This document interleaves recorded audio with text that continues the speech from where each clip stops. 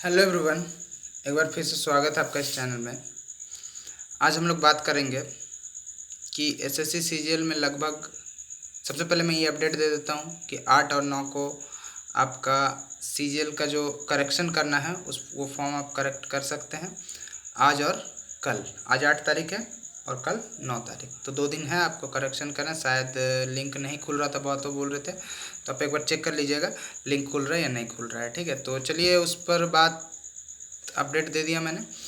अब आप मैं इस चीज़ पर बताना चाहता हूँ कि आप एडवांटेज कैसे ले सकते हैं। लगभग 8 लाख बच्चे तैयारी कर रहे हैं, सीरियस एस्पिरेंट्स कोई यूँ आई थिंक 80-90 हज़ार होंगे।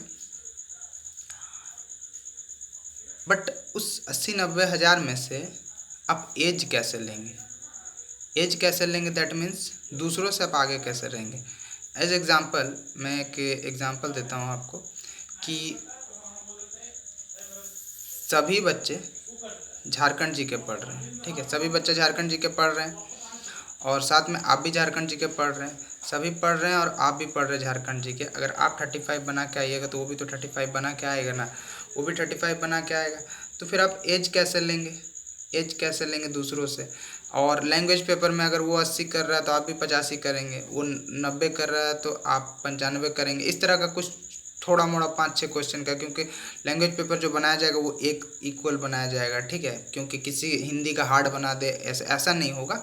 सबका पेपर को एक लेवल पे बनाया जाएगा, मतलब कि अगर मॉडरेट है तो सभी लैंग्वेज का जो पेपर है वो मॉडरेट ही रहेगा। ऐसा नहीं कि हिंदी को हार्ड कर दे, खोट्टा को इजी कर दे, कुड़माली को हार्ड कर दे, किसी को मॉडरेट कर दे, ऐसा नहीं हो सकता है।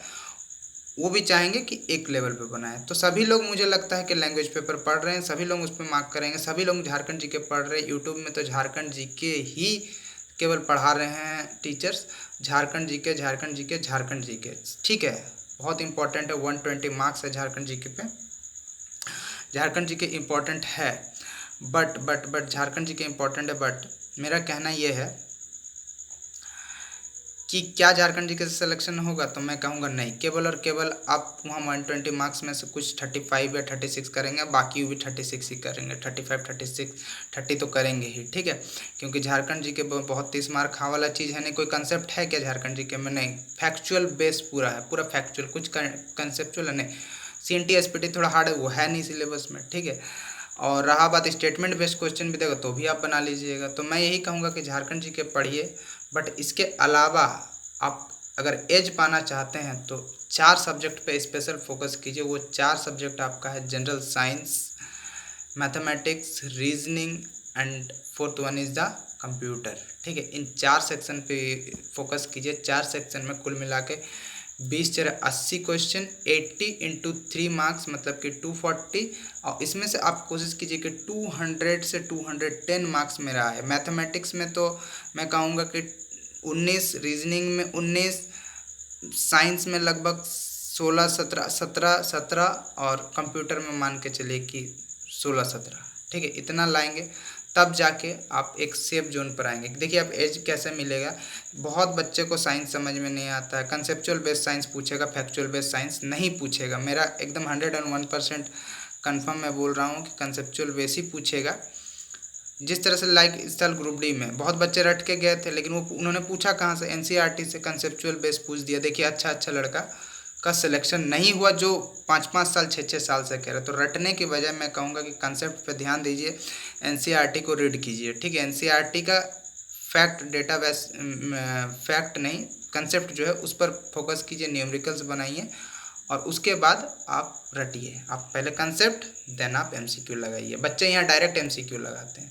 ठीक है, और जो यूट्यूब में कराते हैं वो भी डायरेक्ट MCQ ही कराते हैं। लेकिन मेरा कहना है वो अपने पेड बैच में पहले कंसेप्ट पढ़ाते हैं, देन आपको उनको MCQ कराते हैं। तो आप उनके झांसे में ना आए, आप पहले अपना कंसेप्ट खुद ख़त्म कीजिए और उसके बाद आप MCQ लगाइए, और वरना एग्ज़ाम पूरा बेकार चल जाएगा। जितना भी यूट्यूब पढ़ा रहे ना वो अपने पेड बैच पे सभी कंसेप्ट पढ़ाते हैं पहले। ठीक है, फिर MCQ कराते हैं। कोई डायरेक्ट नहीं कूदता है मैदान में युद्ध करने के लिए। ठीक है, मैथ के लिए क्या करना होगा? तो मैथ के लिए एक ही सोल्यूशन है, पहले आप कंसेप्ट सीखिए। मैथमेटिक्स के एक से एक टीचर है। ठीक है, आप जिनसे मन है आप सीखिए और सीखने के बाद आप मैथमेटिक्स के हर टॉपिक के 50-50 सवाल एसएससी के PYQ से लगा दीजिए, बस इतना ही कीजिए, आपका एकदम 100% हो जाएगा। हर रोज़ 10-10 मैथ भी बनाइएगा तो भी बहुत है। 50-50 पहले सॉल्व कर लीजिएगा, देन फिर 10-10-10-10 पर डेज। एंड रीजनिंग आप एक बार कंसेप्ट सीखिएगा, बहुत ज़्यादा टफ पूछता नहीं है। अगर सब आपके लिए टफ है तो सबके लिए टफ होगा, ठीक है, बहुत ज़्यादा पूछेगा नहीं। 20 में 19 सवाल आप बना सकते हैं। नॉन वर्बल रीजनिंग को थोड़ा सा अच्छा से कीजिएगा। अब कंप्यूटर में क्या है कि मुझे नहीं लगता जो एसएससी सीजीएल में पूछा था पिछला साल मेंस में उस लेवल का क्वेश्चन आएगा।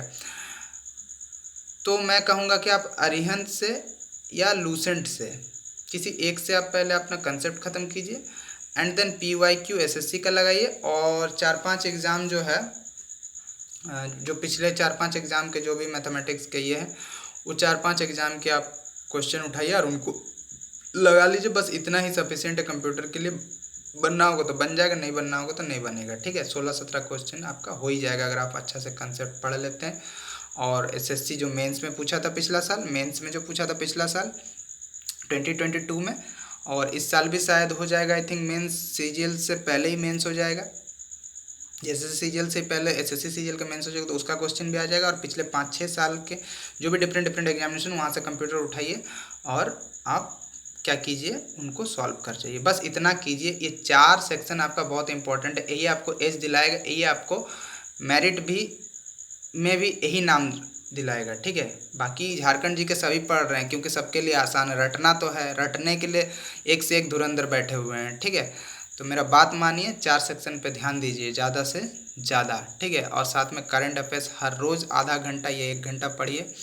एवरी डे आधा घंटा दीजिए हर रोज़, झारखंड के भी और सेंटर के भी, दोनों मिला के आप 1 घंटा दे सकते हैं, ठीक है। और मैथमेटिक्स थोड़ा सा प्रैक्टिस कीजिए, जो आर्ट्स बैकग्राउंड के उनके लिए मैं बोल रहा हूँ। फिर आप आर्ट्स बैकग्राउंड वाले अगर साइंस बैकग्राउंड से पीछे है, क्यों? क्योंकि वो साइंस में एडवांटेज मारेंगे और मैथ में एडवांटेज मारेंगे, ठीक है। आर्ट्स बैकग्राउंड वाले क्या करेंगे, तो वो ज़्यादा मेहनत करना पड़ेगा उनको, ठीक है। इसीलिए मैं बोल रहा हूँ कि इन पे ध्यान दीजिए। झारखंड जी के सभी पढ़ेंगे, साइंस वाले भी, आर्ट्स वाले भी। झारखंड जी में कुछ रखा ही नहीं हुआ, 1 से 1.5 महीना में आप खत्म कर सकते हैं, आराम से ख़त्म कर सकता है कोई बंदा, अगर कोई अच्छा से पढ़ लिया तो, ठीक है। बहुत ज़्यादा है नहीं सिलेबस में बहुत कुछ, तो केवल झारखंड जी के ना करें, ठीक है। मेरा ये कहना है, एज लेना है तो इन सब्जेक्ट को जरूर देखिए।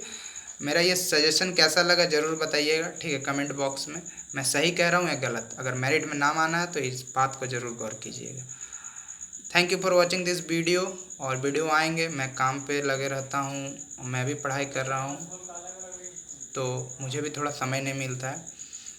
और ट्यूशन भी है अपना, वो भी पढ़ाता हूँ, कोचिंग भी चलाता हूँ, जिसके कारण मुझे समय नहीं मिल रहा है। तो मैं भी वीडियो डालता रहूँगा, बीच बीच में सजेशंस देता रहूँगा। अगर साइंस का पोर्शन होगा तो मैं ख़त्म कराने का पढ़ाऊँगा यहाँ पर, ठीक है। NCERT एटलीस्ट लेके आऊँगा, ठीक है। Thank you for watching this video कैसा लगा कमेंट ज़रूर करेंगे और एक बार मेरी बात पर गौर ज़रूर करेंगे।